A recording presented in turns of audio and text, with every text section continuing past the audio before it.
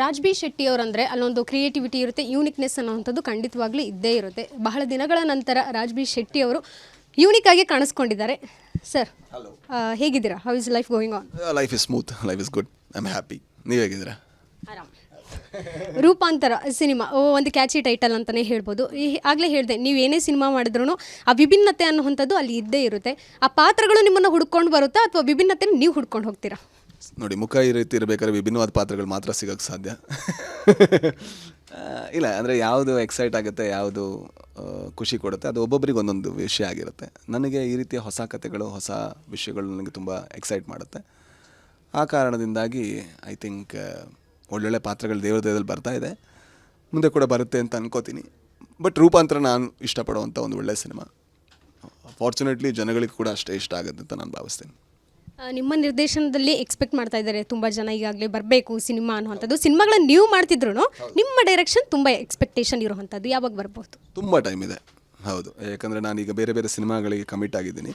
So ಆ ಎಲ್ಲ ಸಿನಿಮಾಗಳು ನಟನಾಗಿ, ಸೊ ಆ ಎಲ್ಲ ಸಿನಿಮಾಗಳು ಮುಗಿದಾದ್ಮೇಲೆ ಜೊತೆಗೆ ನಂದೊಂದು ಏನೋ ವೆಬ್ ಸೀರೀಸ್ ಒಂದು ಕೆಲಸಗಳಿದೆ, ಅದೆಲ್ಲ ಮುಗಿಸಿದ ಮೇಲೆ ಮತ್ತೆ ಸಿನಿಮಾ. ತುಂಬ ಟೈಮ್ ಇದೆ. ಬಟ್ ಅಲ್ಲಿ ತನಕ ಅಫ್ಕೋರ್ಸ್ ಜನರ ಜೊತೆಗಿರ್ತೀನಿ ಸಿನಿಮಾದ ಮೂಲಕ. ಯಾಕಂದರೆ ಮಾಡ್ತಾ ಇದ್ದೀನಲ್ಲ ಬೇರೆ ಬೇರೆ ಸಿನಿಮಾಗಳು, ಅದೆಲ್ಲ ಅವ್ರ ಮುಂದೆ ಬಂದಾಗ ಅವ್ರು ನನಗೆ ಕ್ಷಮಿಸ್ತಾರೆ ಅಂತ ಅನ್ಕೋತೀನಿ. ಕಾಂತಾರ ಪ್ರಿಕ್ವೆಲಲ್ಲಿ ಈ ಬಾರಿ ನಿಮ್ಮದು ಏನಾದರೂ ಪಾರ್ಟ್? ನಾನು ಹೇಳಿದ್ನಲ್ವ, ಎಷ್ಟು ಬಿಸಿ ಇದೆ ಅಂದರೆ ನನಗೆ ಯಾವುದಕ್ಕೂ ಟೈಮ್ ಕೊಡೋಕ್ಕಾಗ್ತಾ ಇಲ್ಲ. ಈಗ ಸದ್ಯಕ್ಕೆ ಏನೂ ಪಾತ್ರ ಇಲ್ಲ, ನಾನು ನನ್ನ ಸಿನಿಮಾಗಳನ್ನು ಮಾಡಿಕೊಂಡು ಆ್ಯಕ್ಟ್ ಮಾಡ್ಕೊಂಡಿದ್ದೀನಿ ಅಷ್ಟೇ. ಸರ್, ಚಿತ್ರರಂಗದಲ್ಲಿ ಆಗು ಹೋಗುಗಳು, ಬೆಳವಣಿಗೆ ನಿಮ್ಗೆ ಗೊತ್ತೇ ಇರುತ್ತೆ. ಹಂಸಲೇಖ ಸರ್ ಇತ್ತೀಚೆಗಷ್ಟೇ ಒಂದು ಸ್ಟೇಟ್ಮೆಂಟ್ ಮಾಡಿದ್ರು, ದಾಡಿ ಬಾಡಿ ಬಂದಾದಮೇಲೆ ಹೀರೋಗಳ ಒಂದು ಸ್ಟೈಲ್ ಇರ್ಬೋದು, ಲೆವೆಲ್ ಇರ್ಬೋದು, ಚೇಂಜ್ ಆಗಿಬಿಡುತ್ತೆ. ಪ್ಯಾನ್ ಇಂಡಿಯಾ ಲೆವೆಲ್ ಅನ್ನುವಂಥದ್ದು ಅದಕ್ಕೆ ಮಾರು ಹೋಗಿಬಿಡ್ತಾರೆ ಅನ್ನುವಂಥದ್ದು ಏನು ಅನಿಸುತ್ತೆ ನಿಮಗೆ? ಅಂದರೆ ಅದು ಪರೋಕ್ಷವಾಗಿ ಕನ್ನಡ ಚಿತ್ರರಂಗದ ನಟರ ಬಗ್ಗೆ ಹೇಳಿರುವಂಥದ್ದು. ಕನ್ನಡ ಮಾತ್ರ ಅಲ್ಲ, ಎಲ್ಲ ಕಡೆ ಅದು ಬದಲಾವಣೆ ಇದ್ದೇ ಇದೆ. ತೆಲುಗುಲು ಅದು ಇದೆ, ತಮಿಳಲ್ಲೂ ಅದು ನಡೀತಾ ಇದೆ. ಅಂದರೆ ಅದು ನಾವು ಬದಲು ಮಾಡೋದಲ್ಲ ಅನಿಸುತ್ತೆ. ಒಂದೊಂದು ಟ್ರೆಂಡ್ ಬಂದುಬಿಡುತ್ತೆ, ಆ ಟ್ರೆಂಡನ್ನು ಎಲ್ಲರೂ ಫಾಲೋ ಮಾಡ್ತಾರೆ. ಹಾಗಂತ ನಾವು ಯಾರ ಕೆರಿಯರ್ನು ನಾವು ಡಿಸೈಡ್ ಮಾಡುವಂಥ ಹಕ್ಕಿಲ್ಲ. ಈಗ ಯಾರೋ ಒಬ್ಬ ಆ್ಯಕ್ಟರ್, ನಾನು 2 ವರ್ಷಕ್ಕೊಂದು ಸಿನಿಮಾ ಮಾಡಿ ನಾನು ನೆಮ್ಮದಿಯಾಗಿರ್ತೀನಿ ನಾನು ಡಿಸೈಡ್ ಮಾಡಿದ್ರೆ, ಇಲ್ಲ ನೀನು 3 ತಿಂಗಳಿಗೊಂದ್ಸಲ ಸಿನಿಮಾ ಮಾಡುವಂತ ಯಾರು ಬೇರೆಯವ್ರು ಹೆಂಗೆ ಹೇಳೋಕ್ಕೆ ಸಾಧ್ಯ? ಅದು ಹೇಳೋಕ್ಕಾಗಲ್ಲ, ಅದು ಫೋರ್ಸ್ಡ್ ಆಗುತ್ತೆ, ಅದು ಡೆಮೋಕ್ರಸಿನೂ ಅಲ್ಲ. ಬಟ್ ಅದೇ ಸಿನಿಮಾಗಳು ಇನ್ನೂ ಸ್ವಲ್ಪ ಬೇಗ ಆದರೆ ಅದಕ್ಕೆ ಇಂಡಸ್ಟ್ರಿಗೆ ಲಾಭ ಇದೆ, ಅದು ಖಂಡಿತ, ಅದು ಸತ್ಯ ಕೂಡ. ಬಟ್ ಈಗ ನನ್ನ ಲೆಕ್ಕದಲ್ಲಿ ಟ್ರೆಂಡ್ಗಳು ಸ್ವಲ್ಪದಾಗಿ ಬದಲಾಗ್ತಾ ಇದೆ. ಅದಕ್ಕೆ ಮಲಯಾಳಂ ಇಂಡಸ್ಟ್ರಿ ಒಂದು ದೊಡ್ಡ ಉದಾಹರಣೆ. ಅಲ್ಲಿ ಅಷ್ಟು ವರ್ಷಗಳು ತಗೊಂಡ ಸಿನಿಮಾಗಳು ಹಿಟ್ಟಾಗ್ತದೆ. ಅದಕ್ಕೆ ಆಡು ಜೀವಿತಂ ಅದು ಎಕ್ಸಾಂಪಲ್. ಜೊತೆಗೆ ತುಂಬ ಫಾಸ್ಟಾಗಿ ಬಟ್ ತುಂಬ ಕ್ರಿಯೇಟಿವ್ ಆಗಿ ಮಾಡುವಂಥ ಸಿನಿಮಾಗಳು ಹಿಟ್ಟಾಗ್ತಾಯಿದೆ.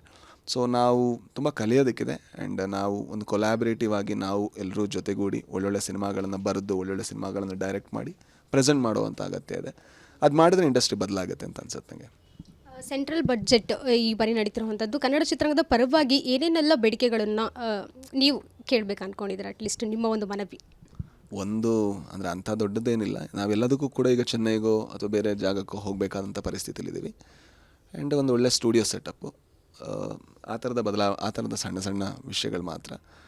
ಆ್ಯಂಡ್ ಇನ್ನೇನು ಕೇಳ್ಬೋದು, ಇನ್ನು ನಾವು ಅದೇ ಸಬ್ಸಿಡಿ ಕೊಡಿ, ಅದು ಕೊಡಿ, ಇದು ಕೊಡಿ ಅಂತ ಕೇಳ್ಬೋದು. ಬಟ್ ಅದೆಲ್ಲ ಇಂಡಸ್ಟ್ರಿನ ಉದ್ಧಾರ ಮಾಡುತ್ತೆ ಅಂತ ನನಗೆ ನಂಬಿಕೆ ಇಲ್ಲ. ನನಗಿರೋವಂಥದ್ದು ಏನಂದರೆ ಒಳ್ಳೆ ಸಿನಿಮಾಗಳನ್ನು ಮಾಡಬೇಕು. ಆ್ಯಂಡ್ ಕನ್ನಡ ಸಿನಿಮಾಗಳಿಗೆ ಸಪೋರ್ಟ್ ಆಗುವಂಥ, ನನಗೆ ಗೊತ್ತಿಲ್ಲ ಅಂದರೆ ಯಾವ ರೀತಿಯ, ಅಂದರೆ ನಾನು ಅಂಥ ಅಷ್ಟು ಎಕ್ಸ್ಪೀರಿಯನ್ಸ್ ಇಲ್ಲದೆ ಇರೋನು. ಏನು ಬದಲು ಮಾಡಿದ್ರೆ ಬಜೆಟಲ್ಲಿ ಏನು ಚೇಂಜ್ ಆಗುತ್ತೆ ಅದು ನನಗೆ ಗೊತ್ತಿಲ್ಲ.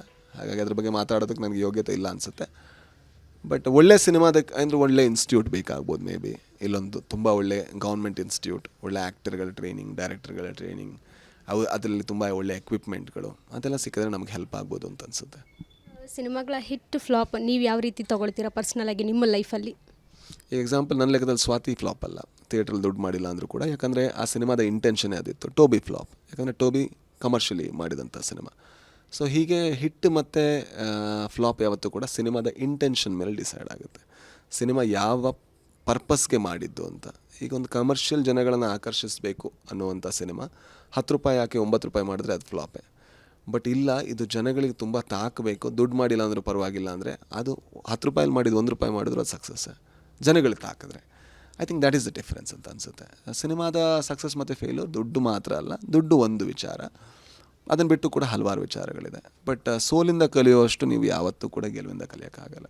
ಅದು ನನಗೆ ತುಂಬ ಲಿಬರೇಟಿಂಗ್. ಸೋಲು ನಿಮಗೆ ತುಂಬ ವಿಷಯಗಳನ್ನು ಕಲಿಸ್ಬಿಡುತ್ತೆ. ಇಷ್ಟೇ ಅಲ್ವಾ, ಇದಕ್ಕಿಂತ ಜಾಸ್ತಿ ಇನ್ನೇನು ಆಗೋಕ್ಕೆ ಸಾಧ್ಯನೇ ಇಲ್ಲಲ್ಲ ಅನಿಸ್ಬಿಡುತ್ತೆ. I think that's the beauty of failure. Maybe question silly ಅನ್ಸ್ಬೋದು, ಯಾಕಂತ ಹೇಳಿದ್ರೆ ಸೋಷಿಯಲ್ ಮೀಡಿಯಾದಲ್ಲಿ ಫೋಟೋಶೂಟ್ ಅನ್ನೋದು ಕಾಮನ್, ಬಟ್ ನಿಮ್ಮ ಫೋಟೋಶೂಟ್ಗಳನ್ನು ನಾವು ಯಾವತ್ತೂ ನೋಡೇ ಇಲ್ಲ, ಯಾಕೆ ಅಂತ. ಭಾಳ ಕಷ್ಟ. ನಿಂತ್ಕೊಂಡು ಫೋಟೋ ಪೋಸ್ಟ್ ಕೊಡೋದು ಭಾಳ ಕಷ್ಟದ ಕೆಲಸ. ಕ್ಯಾರೆಕ್ಟ್ರಾಗಿ ಪೋಸ್ಟ್ ಕೊಟ್ಬಿಡ್ಬೋದು. ನಾನು ಏನು ಪೋಸ್ಟ್ ಕೊಡೋದು, ನಾನು ಹಿಂಗೆ ನಾನು ಏನಂತ ಮಾಡಬೇಕು, ಐ ಡೋಂಟ್ ನೋ. ನನಗಿಂದ್ರೆ ಭಾಳ ಕಷ್ಟ ಆಗುತ್ತೆ. ನೀವು ಕೇಳಬೇಕಾದ್ರೆ ನಾನು ನರ್ವಸ್ ಆಗಿ ಹೋಗ್ತೀನಿ. ಫೋಟೋಶೂಟ್ ಏನು ಮಾಡೋದು ಅಂತ ನಿಂಗೆ ಗೊತ್ತಾಗ ಏನು ಅದು ಆ್ಯಕ್ಟಿಂಗ್ ಮಾಡೋದಲ್ಲ. ಫೋಟೋದಲ್ಲಿ ಆ್ಯಕ್ಟ್ ಮಾಡೋಕ್ಕಾಗಲ್ಲ. ಫೋಟೋದಲ್ಲಿ ನೀವು ಅದೇ ಏನಾದರೂ ಆ ಕ್ಯಾರೆಕ್ಟರ್ ಹಾಕಿ ಸರ್ ನೀವು ಆ ಕ್ಯಾರೆಕ್ಟ್ರಾಗಿ ಪೋಸ್ಟ್ ಕೊಡಿ ಅಂದರೆ ಕೊಡ್ತೀನಿ, ನಾನು ತೊಂದರೆ ಇಲ್ಲ. ಅದು ನಂಗೆ ಗೊತ್ತೂ ಆಗಲ್ಲ ನೀವು ಫೋಟೋ ತೆಗಿತಾರೆ. ಬಟ್ ರಾಜ್ ಬಿ ಶೆಟ್ಟಿ ಆಗಿ ನೀವು ಒಂದು ಒಳ್ಳೆ ಸ್ವ್ಯಾಗ್ ತೋರಿಸಿ ಅಂದಾಗ ಸ್ವಲ್ಪ ಕಷ್ಟ ಆಗುತ್ತೆ. ಇದು ಹೆಂಗೆ ಗುರು ಹಿಂಗೆ ಹೇಳ್ಬಿಟ್ರು ಇದು ಅಂತ ಸ್ವಲ್ಪ ಕಷ್ಟ. ಕ್ರೇಜಿಯೆಸ್ಟ್ ಫ್ಯಾನ್ ಮೂಮೆಂಟ್ ನಿಮ್ಮದು?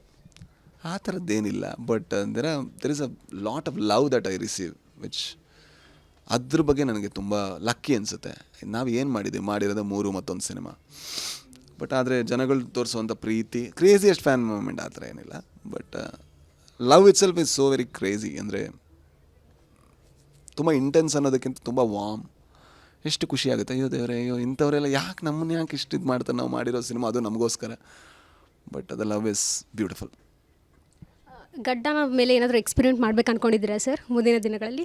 ಏನು ಮಾಡೋದು, ಮುಖ ಹಿಂಗೆ ಇಟ್ಕೊಂಡು ಏನು ಮಾಡೋದು ಹೇಳಿ ನೀವು. ಒಳ್ಳೆ ಸುಮ್ಮನೆ ನಾನು ಡಿಗ್ರೇಡ್ ಮಾಡ್ಕೊಳ್ಳೋದು, ನಾನು ನನ್ನ ಜೋಕ್ ಮಾಡ್ಕೊಳ್ಳೋದು. I don't take myself serious. So because I am not serious. ವಯಮಸ್ಸು ನಾನು ಯಾಕೆ ಅಷ್ಟು ಇಂಪಾರ್ಟೆಂಟ್ ಈ ಪ್ರಪಂಚಕ್ಕಲ್ಲ, ನಾನು ಅಷ್ಟು ಇಂಪಾರ್ಟೆಂಟ್ ಅಲ್ಲ. ಹಾಗಂತ ನಾನು ಇನ್ಸೆಕ್ಯೂರ್ಡ್ ಅಲ್ಲ. ಈಗ ನಾನು ಹೀಗೆ ಕಾಣಿಸ್ತಾ ಇದ್ದೀನಿ ಅನ್ನೋ ನಾಚಿಕೆ ಇದನ್ನು ಬದಲು ಮಾಡ್ಕೋ ಆ ಥರದ್ದೇನಿಲ್ಲ ನನಗೆ. ನಾನು ನನ್ನ ಬಗ್ಗೆ ಜೋಕ್ ಮಾಡ್ಕೋತೇನೆ ಅಷ್ಟೇ. ಆ್ಯಂಡ್ ಐ ಎಂಜಾಯ್, ನಾನು ನಗ್ತೀನಿ ಅದ್ರ ಜೊತೆ ಅಷ್ಟೇ. ಓಕೆ, ಕೊನೆಯದಾಗಿ 2 ವರ್ಷನ್ಗಳನ್ನು ನೀವು ನೋಡಿದ್ದೀರಾ ಆ್ಯಸ್ ಎ ವೀವರ್ ಆಗಿ. ದರ್ಶನ್ ಅವರದಿರಬಹುದು, ಆ ಕಡೆ ರೇಣುಕಾ ಸ್ವಾಮಿ ಇರ್ಬೋದು, ಆ ಮಗು ಬಗ್ಗೆ ಹೇಳ್ತಿದ್ರಿ. ಆ ಒಂದು ಕರಡು ಕಿತ್ತು ಬರೋವಂಥದ್ದು ಒಂದು ಸನ್ನಿವೇಶ ಆ ಕಡೆ. ಆದರೆ ಇಡೀ ಕನ್ನಡ ಚಿತ್ರರಂಗದಲ್ಲಿ ಹಲವಾರು ನಟ ನಟಿಯರು ದರ್ಶನ್ ಅವರ ಪರ ನಿಂತ್ಕೊಂಡಿದ್ದಾರೆ. ಅವ್ರು ತಪ್ಪು ಮಾಡಲಿ ಸರಿ ಮಾಡಲಿ ನಾವು ಅವ್ರ ಪರನೇ ನಿಂತ್ಕೊಳ್ಳೋದು ಅಂತ ಹೇಳಿದ್ದಾರೆ. ಆ್ಯಸ್ ಎ ವೀವರ್ ಆಗಿ ನಿಮ್ಮ ವರ್ಷನ್ ಏನು? ನಾನು ಪರನೂ ಇಲ್ಲ, ವಿರೋಧನೂ ಇಲ್ಲ. ಯಾವುದೇ ಒಂದು ವಿಷಯ ಈ ಥರದ್ದು ತುಂಬ ದೊಡ್ಡ ವಿಷಯ ನಡಿಬೇಕಾದ್ರೆ ಪರ ನಿಲ್ಲೋದು ತಪ್ಪು ನನ್ನ ಪ್ರಕಾರ, ವಿರೋಧ ನಿಲ್ಲೋದು ತಪ್ಪು. ವಿರೋಧ ಮಾಡೋವಂಥದ್ದು ಅನಿಸುತ್ತೆ ಖಂಡಿತ, ಆದರೆ ಗೊತ್ತಿಲ್ಲ ನನಗೆ. ಈಗ ಮಾಧ್ಯಮ ಏನು ತೋರಿಸಿದೆ ಅದು ಗೊತ್ತು ನನಗೆ, ಅದನ್ನು ಬಿಟ್ಟು ಏನೊಂದು ಗೊತ್ತಿಲ್ಲ. ಈ ಕೆಲವು ಸಲ ಏನಾಗುತ್ತೆ, ಈ ಥರದ ಮಾಡಿದಾಗ ಎಲ್ಲೋ ಒಂದು ಕಡೆ ಈ ಕೊಡೋವಂಥ ನ್ಯಾಯ ಇನ್ಫ್ಲೂಯೆನ್ಸ್ ಆಗುತ್ತೆ. ಪರ ಆಗಲಿ ವಿರೋಧ ಆಗಲಿ ತುಂಬ ತಾರ್ಕಿಕವಾಗಿ ತುಂಬ ಒಳ್ಳೆಯ ರೀತಿಯಲ್ಲಿ ಇದು ವಿಚಾರಣೆ ಆಗಿ ತಪ್ಪಿದರೆ ಖಂಡಿತ ಶಿಕ್ಷೆ ಆಗಲಿ. ಅದರಲ್ಲಿ ಯಾವುದೇ ಒಂದು ಅದು ಹೆಂಗೆ ಹೇಳೋದು ಅಂದರೆ ಇಲ್ಲ ಅವ್ರು ತಪ್ಪು ಮಾಡಿದ್ರು ಶಿಕ್ಷೆ ಮಾಡಬೇಡ, ಆ ಥರ ಇಲ್ಲೇ ಇಲ್ಲ ಅಲ್ವಾ. ಅವ್ರು ನಾವು ಇಷ್ಟಪಡ್ತೀವಿ ಖಂಡಿತ, ಬಟ್ ತಪ್ಪು ಮಾಡಿದ್ರೆ ನಮ್ಮವರಾಗಲಿ ನಾನಾಗಲಿ ಶಿಕ್ಷೆ ಆಗಲೇಬೇಕು. ಅದನ್ನು ಏನು ಇದು ಮಾಡೋಕ್ಕಾಗಲ್ಲ.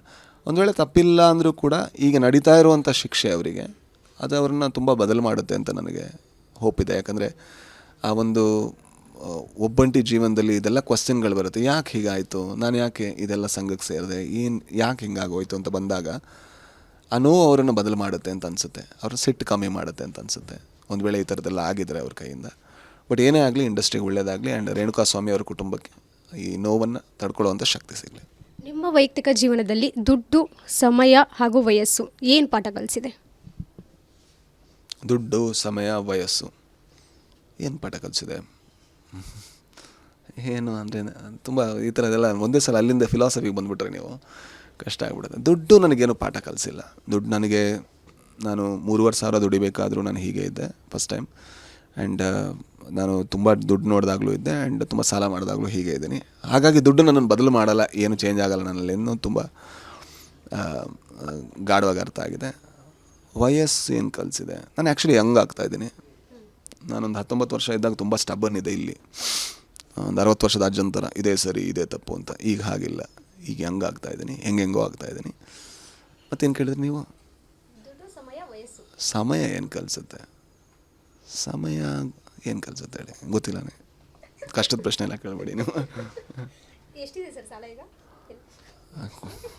ಪ್ರಥಮ ಅವ್ರ ಥರ ಹೇಳ್ಬೇಕಾ, ಕೊಡ್ತೀರಾ ನೀವು ಅಂತ. ಇದೆ ಒಂದು ಸ್ವಲ್ಪ ಇದೆ. Thank you sir. ನಿಮ್ಮ ಸಿನಿಮಾಗೆ ಒಳ್ಳೆಯದಾಗಲಿ. ಇದಿಷ್ಟು ರಾಜ್ ಬಿ ಶೆಟ್ಟಿ ಅವರ ಮಾತಾಗಿತ್ತು. ಕ್ಯಾಮ್ರಾಮನ್ ಅಜಯ್ ಜೊತೆ ಕೀರ್ತಿ ಪಾಚಲ್, ವಿಸ್ತಾರ ನ್ಯೂಸ್, ಬೆಂಗಳೂರು.